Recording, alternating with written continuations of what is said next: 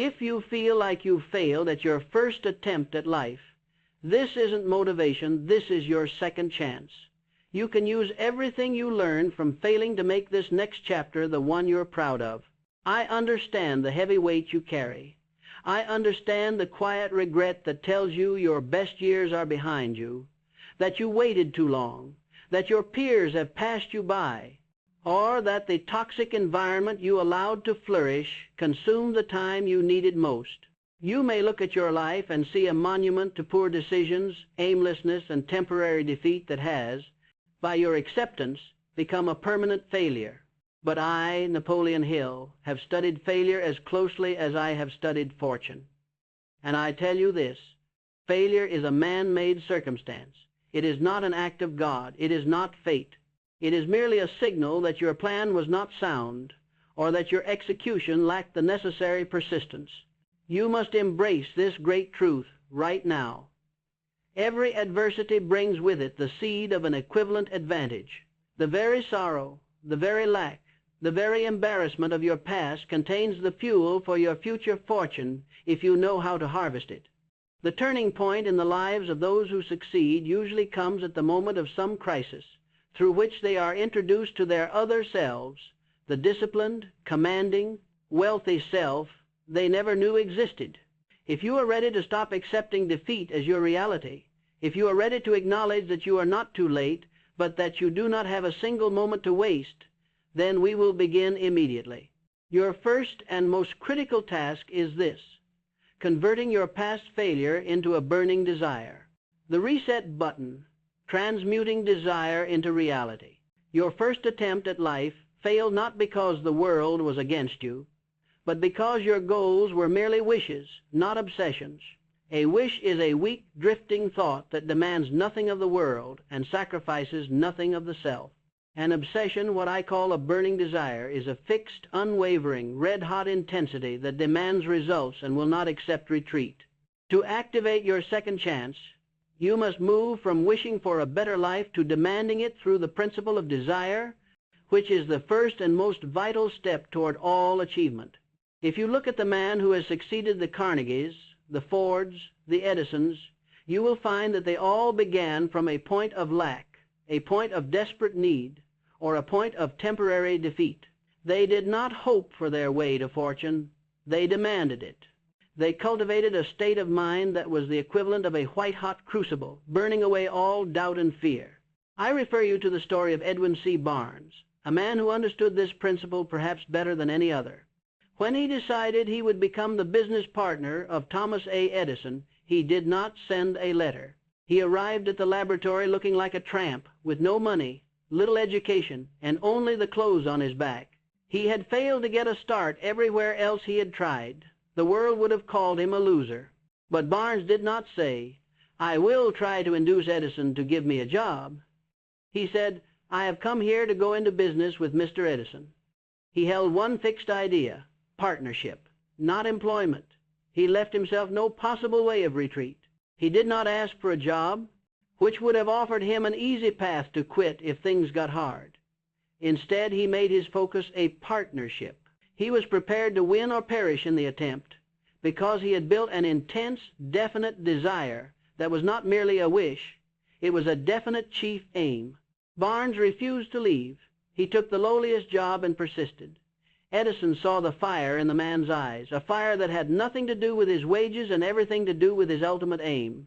The partnership came 4 years later, not because Barnes was gifted, but because he was desire conscious. He burned his bridges and staked his entire future on his ability to get what he wanted. You have now been given a powerful disadvantage, the failure of your first attempt. It is the fuel. Do you have the courage to apply the flame? The reason many of you, the late bloomers, the held back, the discouraged, are now seeking a second chance is because your first aim was weak, vague, and subject to retreat. This time, there can be no retreat. We must formalize this desire into a usable, practical plan. The 6 steps are not advice. They are laws. Break them and you break your chance at fortune. The 6 steps of desire. Your first act of command. This is not a theoretical exercise. You must follow this instruction with the precision of a surgeon. Step 1. Fix the exact amount of success. Do not say, I want more money, or I want to be happy. The subconscious mind does not understand generalities. It demands a specific, numeric instruction. Fix the exact amount of money you intend to accumulate, or the specific, measurable goal you intend to reach. Do not waver from this definite quantity. Step 2. Determine exactly what you will give in return. The universe operates on the law of compensation. There is no such thing as something for nothing. You are now a grown man or woman. You must abandon the fantasy of getting rich without effort. Determine exactly what you intend to give in return for the fortune you demand. Will it be a definite number of hours of service, a specific quality of specialized knowledge, a necessary sacrifice of comfort or toxic associates? Be specific. Step 3. Establish a definite date. When will you achieve this aim? Do not say someday or soon. Say by December 31st, 2026, or by my 45th birthday. A time limit forces the subconscious mind to act and cuts off the avenue of procrastination. Step 4. Create a definite plan and begin at once. You do not need a perfect plan. You need a definite one. Even if the plan is flawed, you must begin to execute it at once, whether you feel ready or not. The mere act of movement will attract the resources you need, but you must be in motion. Do not wait for the perfect tool. Start with what is in your hand. Step 5. Write the statement.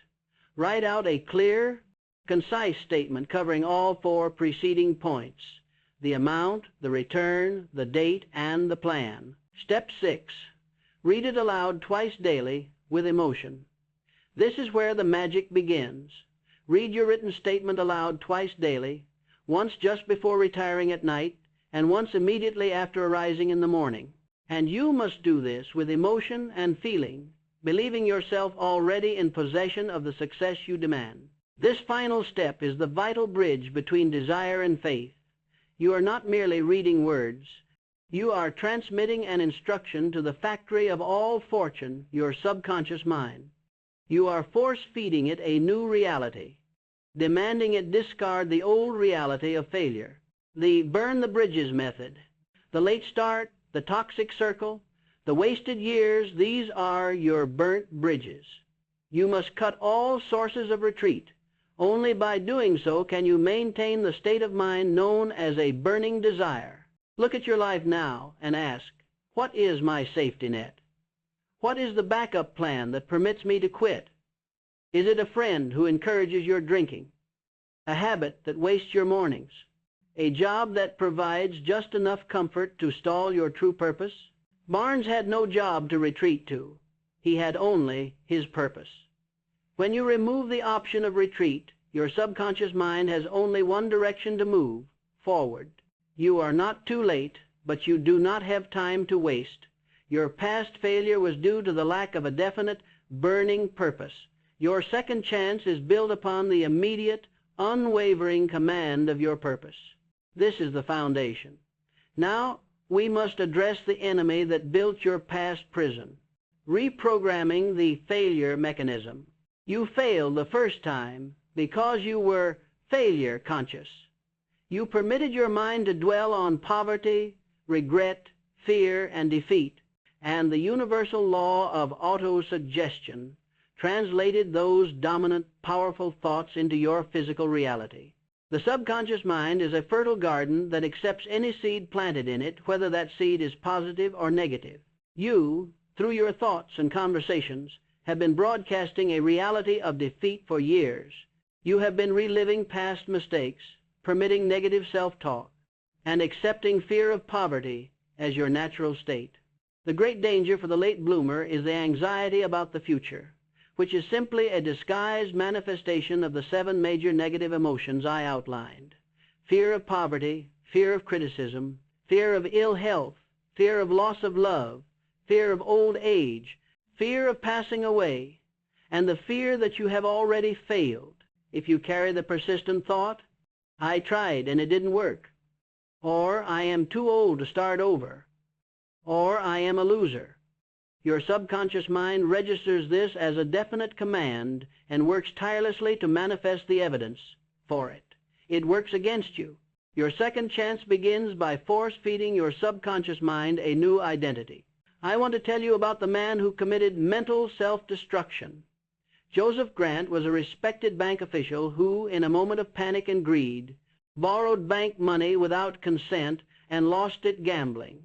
When the bank examiner arrived, Grant hid in a hotel room. He did not say, "I will face this." He began wailing, "My God, this will end me. I cannot stand the disgrace." Within a short time, the man was deceased. The physicians found no physical cause of passing away. He was not ended by the bank examiner, nor by the jail, nor by any disease. He passed away because his subconscious mind, acting upon his destructive thought of intense fear and disgrace, executed the command, "This will end me." His failure was not a material one. It was a mental one. You must recognize that your mind possesses the same terrible, wonderful power. It can demolish you, or it can resurrect you. Your salvation, your second chance, lies in becoming the exclusive gatekeeper of your mind. The subconscious reset, your autosuggestion protocol. This is the technique of the masters. It is the core of transmuting a wish into a definite reality. The 30-minute concentration. Set aside 30 minutes daily. Do not read or speak during this time. Concentrate your thoughts on the task of thinking of the person you intend to become, creating a clear mental picture. See yourself already in possession of the success you defined in your definite chief aim. See the money. See the title. See the new environment. Hold this picture with intensity. The self-confidence formula. You will repeat this formula aloud daily. It is a demand, not a plea. First, I know that I have the ability to achieve the object of my definite chief aim. Therefore, I demand of myself persistent, continuous action toward its attainment, and I here and now promise to render such action. Second, I realize the dominating thoughts of my mind will eventually reproduce themselves in physical, tangible reality. Therefore, I will concentrate my thoughts for 30 minutes daily upon the task of thinking of the person I intend to become, thereby creating in my mind a clear mental picture. Third, I know through the principle of autosuggestion, any desire that I persistently hold in my mind will eventually seek expression through some practical means of attaining the object back of it. Therefore, I will devote 10 minutes daily to demanding of myself the development of self-confidence. Fourth, I have clearly written down a description of my definite chief aim in life, and I will never stop trying until I have developed sufficient self-confidence for its attainment. Fifth, I fully realize that no wealth or position can long endure unless built upon truth and justice. Therefore, I will engage in no transaction which does not benefit all whom it affects. I will succeed by attracting to myself the forces I wish to use and the cooperation of other people. I will induce others to serve me because of my willingness to serve others. I will eliminate hatred, envy, jealousy, selfishness, and cynicism by developing love for all humanity. For I know that a negative attitude toward others can never bring me success. I will cause others to believe in me because I will believe in them and in myself. I command you to copy this statement, sign it, and repeat it. This is your mental armor. Emotion mixing, the bridge to faith. Understand that plain words do not influence the subconscious. You cannot merely mumble your affirmations. You must mix your commands with emotion and feeling, the unwavering belief that the goal is already yours. The stronger the emotion, the faster the subconscious mind accepts the command and begins translating it into reality. This is the application of the principle of faith. It is the force that turns mere thought energy into its spiritual equivalent. Stop negative broadcasting. Realize that every time you speak of your past failures, every time you discuss your bad luck, every time you permit yourself to complain about the lost time or the toxic circle, you are re-implanting the seeds of defeat in your own subconscious mind and transmitting them to others. You must become completely silent about your past struggles and speak only of your future command. Stop discussing your weakness immediately. This is your subscription instruction. If you find value in these immutable laws and wish to receive all of my work intended to help you command your second chance, subscribe to this channel now. We are a growing mastermind of individuals committed to building freedom, not merely hoping for it. I command you to join us. The audit. Analyzing why you failed. Accurate thinking. You are now in motion. You have a desire and a faith established through autosuggestion. But to ensure this second chance works, you must conduct a forensic audit of your first attempt. The common man attributes his failure to bad luck, a bad economy, or a bad boss. These are the excuses of a servant. You didn't fail because of bad luck.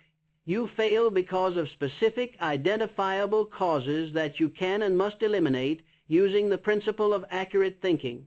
Accurate thinking is the ability to separate facts from information or opinion. The man who thinks accurately accepts only facts that are known to be true. He discards all hearsay, all gossip, all excuses, and all opinions about why he failed. He looks at the cold, hard evidence of his own conduct. I can speak to this personally. Early in my life, I experienced what the world calls 7 major failures. I lost my lumber business, my first magazine, and my position in a coal company, among others. At the time, I thought these were failures, acts of God, or bad business. I felt the sharp sting of loss and the slow, heavy burden of defeat. But later, using the lens of accurate thinking, I realized these were not failures. They were turning points. They were crises that forced me out of work I did not truly like and away from people who did not serve my definite chief aim. They were necessary defeats that taught me the laws of success and eventually led me to my true destiny, documenting the system that created fortune. I had to stop blaming fate and instead look at the facts. I realized I lacked definite purpose. I lacked organized planning, and I lacked persistence. It was not the world that was against me. It was I who was against myself, operating without law. Your second chance requires you to do the same. We will move now to the 30 major causes of failure. The truth you find here may sting, but the sting is the antidote.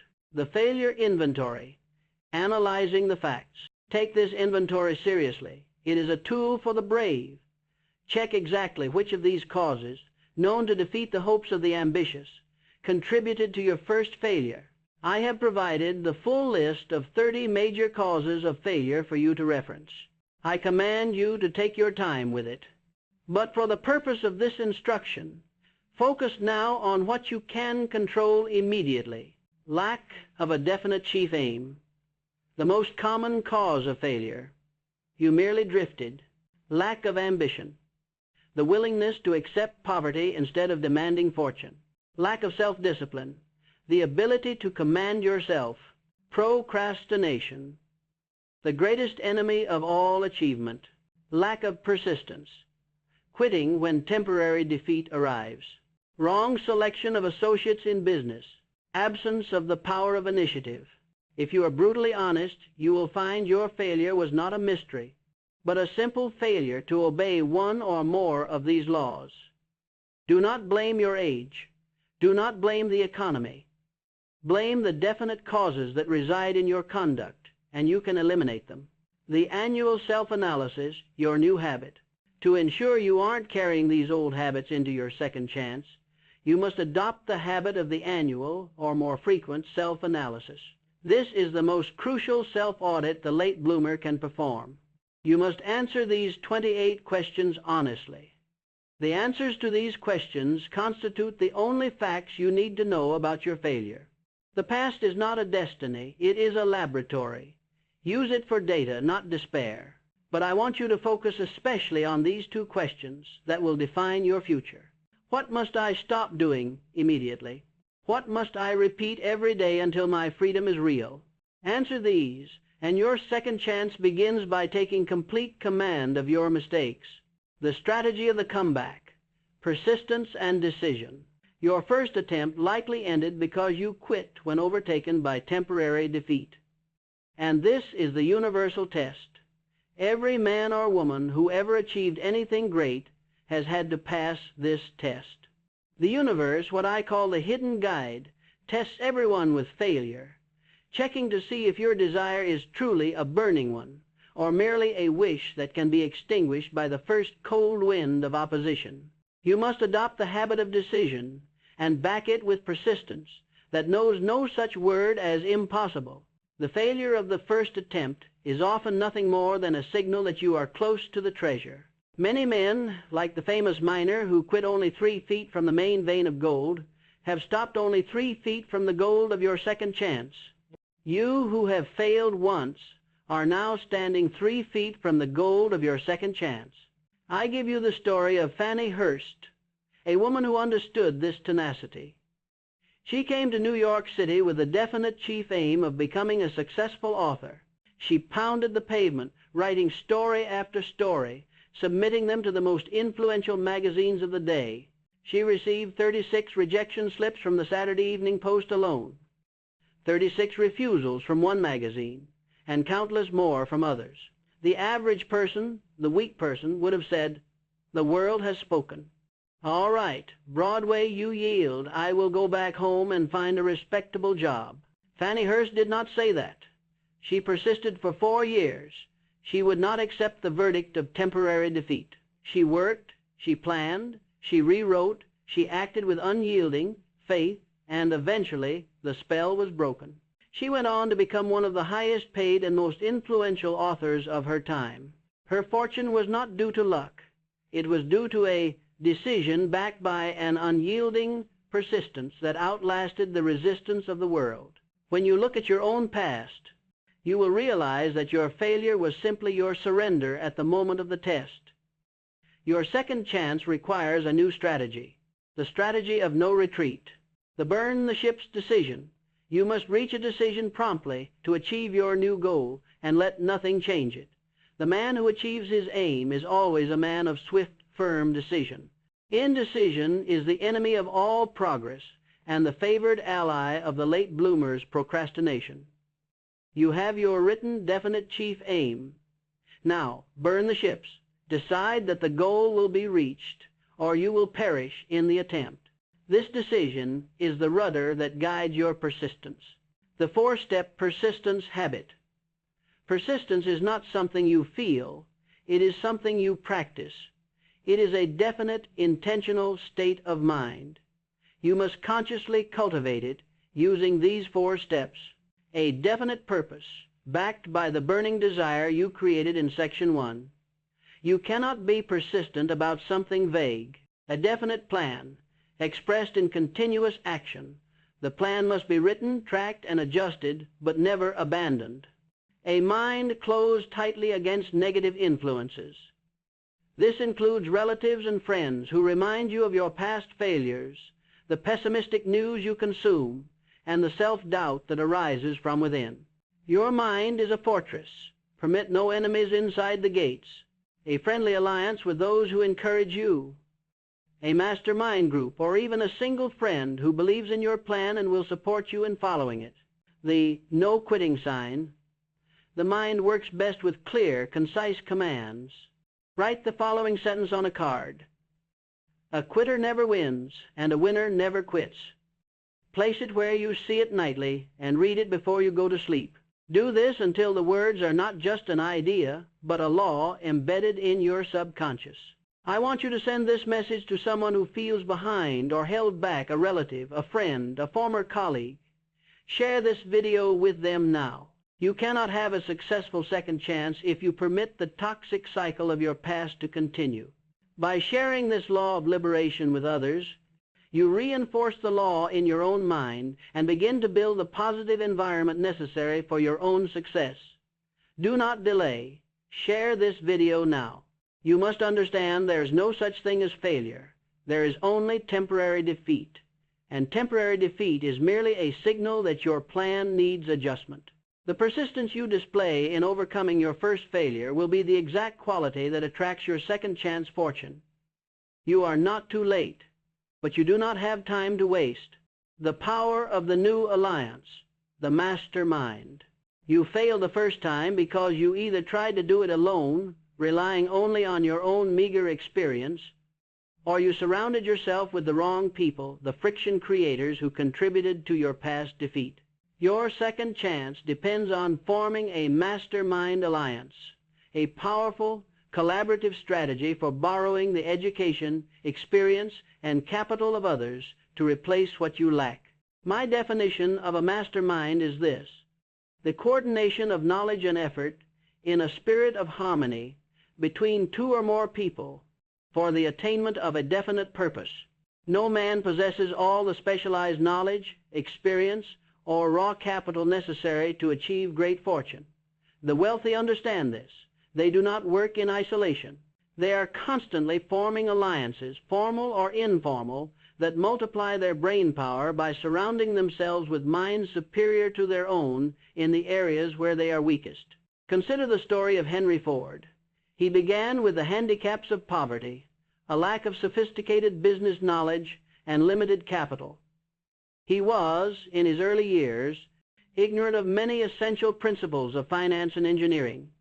But how did he overcome these limitations in less than 10 years? By allying himself with great minds.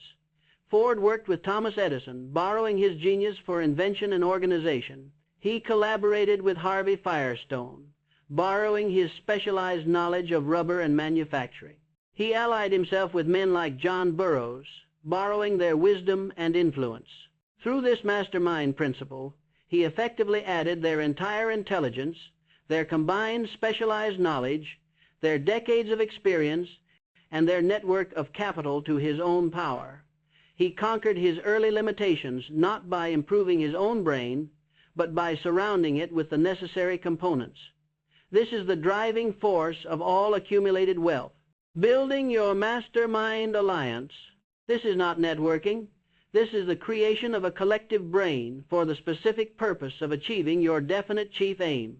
Audit your circle. You must perform a severe audit of your current environment. The people you spend the most time with are the primary input to your subconscious mind. Your past failure was either caused or compounded by the friction creators, the critics, the procrastinators, the cynics, and the small thinkers who constantly reminded you of your limitations. You cannot achieve a second chance if you are still taking counsel from the people who failed their first one. Identify them and remove them from your counsel, or at minimum, severely limit your exposure. Your environment must serve your aim. Form a new alliance. Borrow the specialized knowledge. The next step is to find people who possess the specialized knowledge you lack. You do not need to know everything. You need to know who knows. If you lack financial sense, find an accountant. If you lack technical skill, find an engineer. If you lack sales ability, find a marketer. The alliance does not always need to be formal or paid. You can borrow knowledge from books, from coaches, from mentors you pay a fee, or from a group of like-minded individuals you meet weekly for mutual benefit. The only rule is they must be experts in the field you need, and they must believe in your definite purpose. The harmony rule, the driving force. The mastermind alliance can only function if there is perfect harmony among its members. If there is envy, jealousy, or resentment, the collective brain power dissipates. Harmony is the essential ingredient that converts the individual effort of the members into the multiplied power of the group. If there is no harmony, the mastermind cannot exist. Be willing to give as much as you take, and always treat your alliance members with complete respect and loyalty. Infinite intelligence access. The ultimate purpose of the mastermind is to connect you, through the combined mental power of the group, to the ultimate source of knowledge and intuition, infinite intelligence. When a group of minds is focused on a single, definite purpose in a spirit of harmony, they create a third, invisible force, a super mind that can access ideas, plans, and answers that no single mind could ever achieve alone. The late start you suffered can be overcome rapidly by this principle.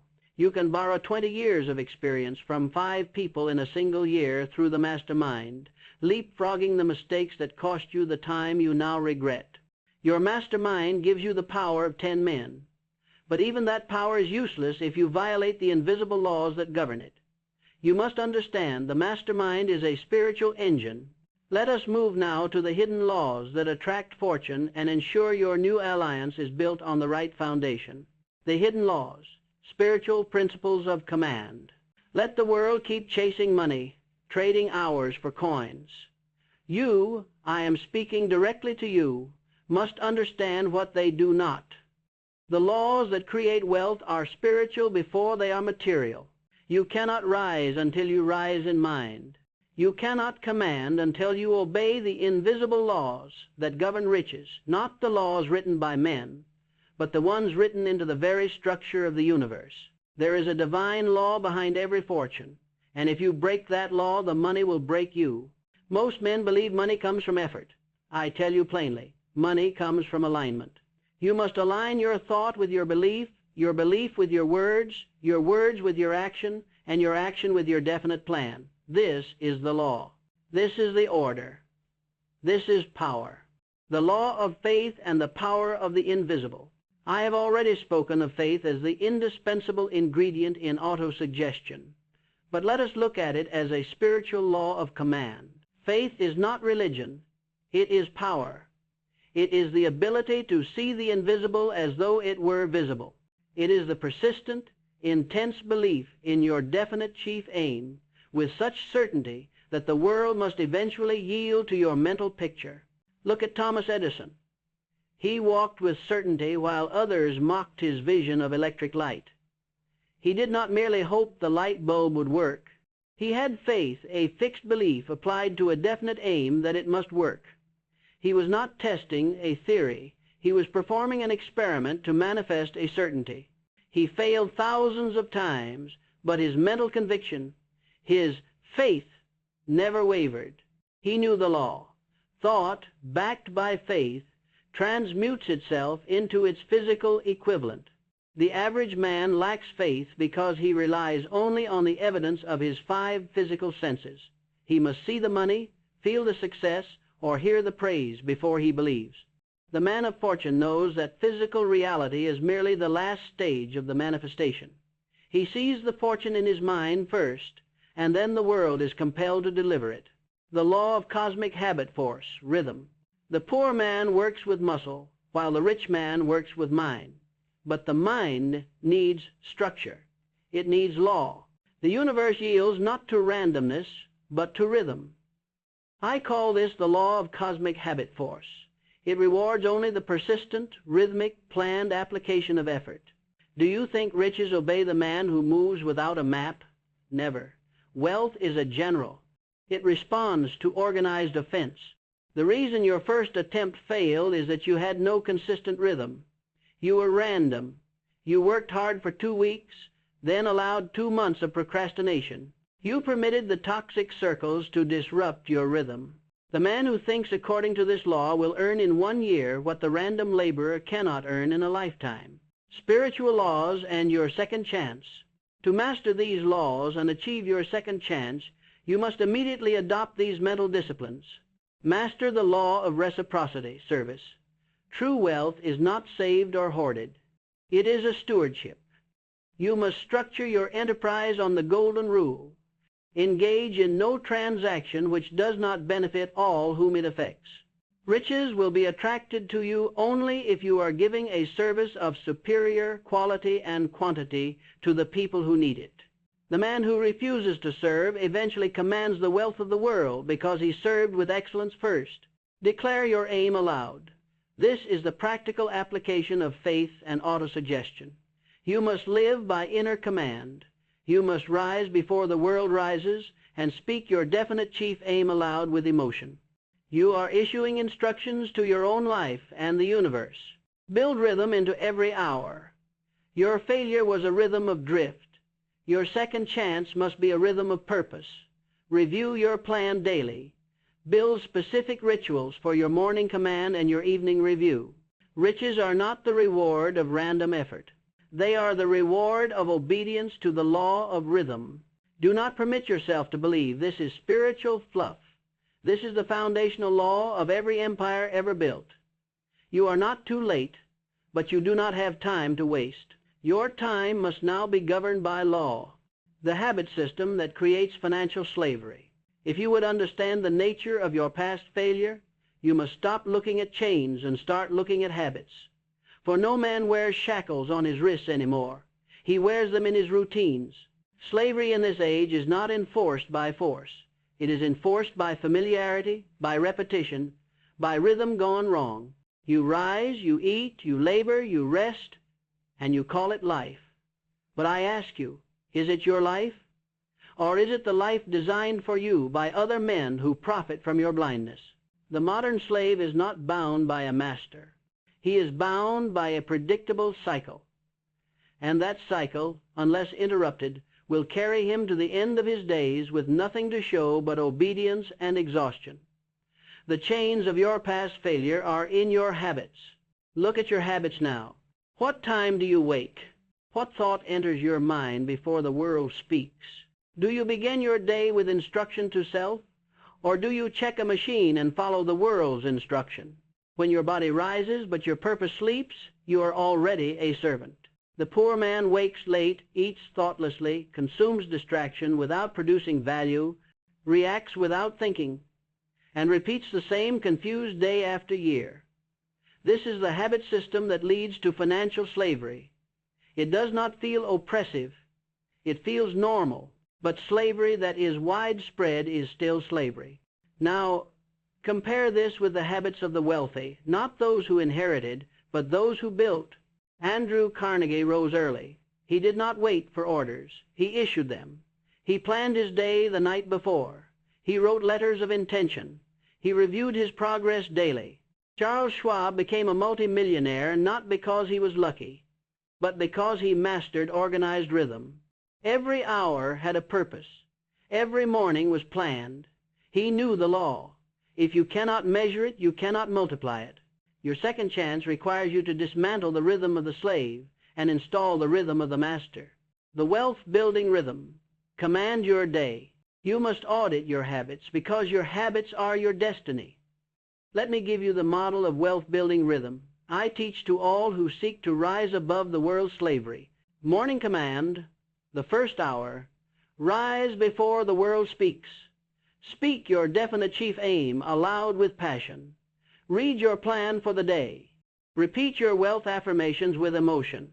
Do not permit outside noise, news, social media, or other people's needs to touch your mind during this hour. This hour belongs to your purpose. Midday alignment, the review. Review your progress against your plan. Speak aloud. I am still on target. My aim is fixed. My pace is strong. Correct any drift with immediate focused action. If a task is not serving your definite chief aim, eliminate it or delegate it. Evening review. The inventory. Measure what was completed against your plan. Do not measure effort, measure results. Journal new lessons. Repeat your aim aloud before sleep. Visualize success as already yours. Repeat daily, without fail, without excuse. This structure alone will begin to reprogram your subconscious mind. Most men fail not because they lack intelligence, but because they lack this definite rhythmic structure. The moment you command your rhythm, your life begins again. The penalty of hesitation. If you wait, you will serve. There is a law few men are willing to confront, a law more sobering than failure and more costly than ignorance. It is this: he who waits serves the man who does not. The world has never rewarded hesitation. It has never crowned the cautious. It has never surrendered its riches to the man who delayed. The men who rule are not the ones who waited for permission. They are the ones who moved when others paused, decided when others doubted, and acted when others were still seeking clarity. You think life will give you time? You think opportunity will wait? Time waits for no one, and the man who waits becomes the laborer for the one who did not. Look at Abraham Lincoln, a man of great principle but greater movement. In the darkest hours of his leadership, he did not sit in endless council. He moved. He issued the Emancipation Proclamation not when it was safe, but when it was necessary. He did not wait for clarity. He created it through decision. That is what leaders do. Most men do not fail because they made the wrong move. They fail because they made no move. They wait for the perfect plan, for the economy to shift, for fear to disappear. But understand this, waiting is not neutral. Waiting is movement backward. Every day you delay, another man acts. Another man claims the ground you forfeited. And when your years have passed, you will find yourself in service to him, not because he was better, but because he moved. I must say it plain. Your delays will become your chains. The voice of excuse is a master deceiver. I'm still researching. I'm just not ready. I'm being patient. Let me tell you something the rich understand and the poor ignore. Patience is only a virtue when it is paired with action. Patience without movement is paralysis. Your past failure was the product of indecision and procrastination. Your second chance is built on the mastery of decision. What are you waiting for? Are you waiting for more knowledge? While you wait, someone with less intelligence is building more wealth. Are you waiting for courage? Courage is not something you feel. It is something you decide. The tragedy of the late bloomer is not that they failed once.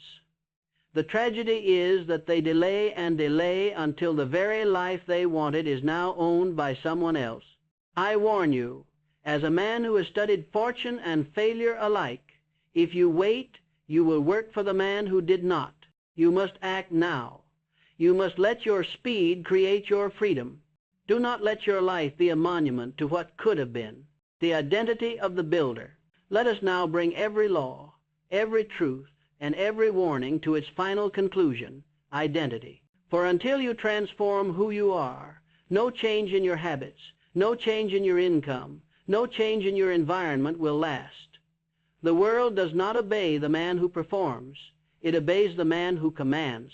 And no man can command until he first refuses to serve servitude, to fear, to routine, to wages, to mental chains. The man who wakes each morning only to serve the vision of another, who waits for orders, who drowns in tasks without a definite chief aim, that man is not the master.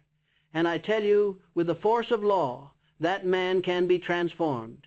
The turning point, the line between laborer and leader, is self-command.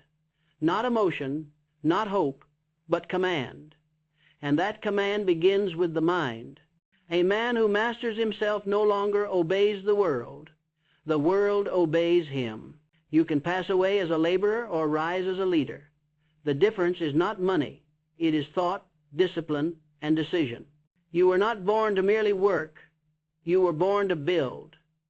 You were not born to be instructed. You were born to direct. If you are still breathing, still hearing these words, it means it is not too late. But understand this is the final gate.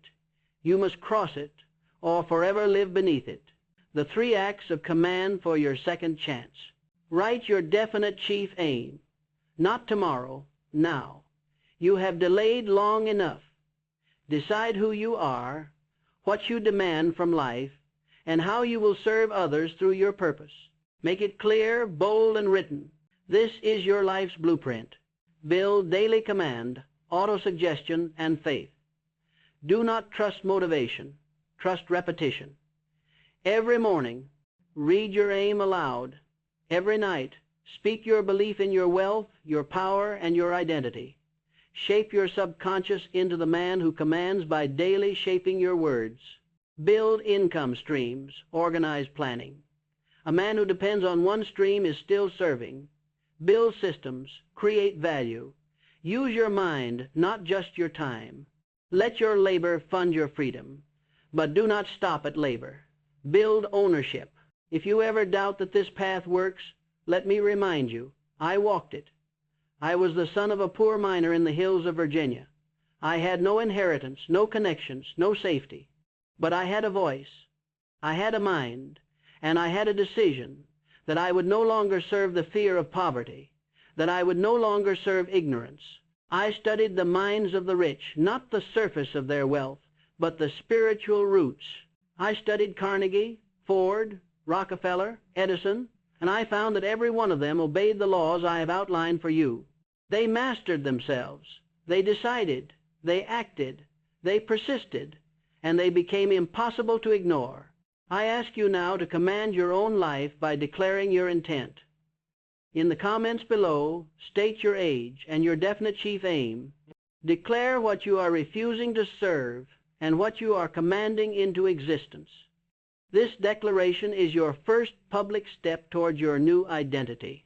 You are not here to serve fear. You are not here to obey mediocrity. You are here to command. Let these final affirmations become your oath. I will not be a slave to any man. I was born to command wealth, not to work until my life ends. Your past failure was the most valuable lesson you could have ever received. Now, use it. You are not too late. Start now. This channel walks with you, offering the immutable laws of success to guide your way to freedom.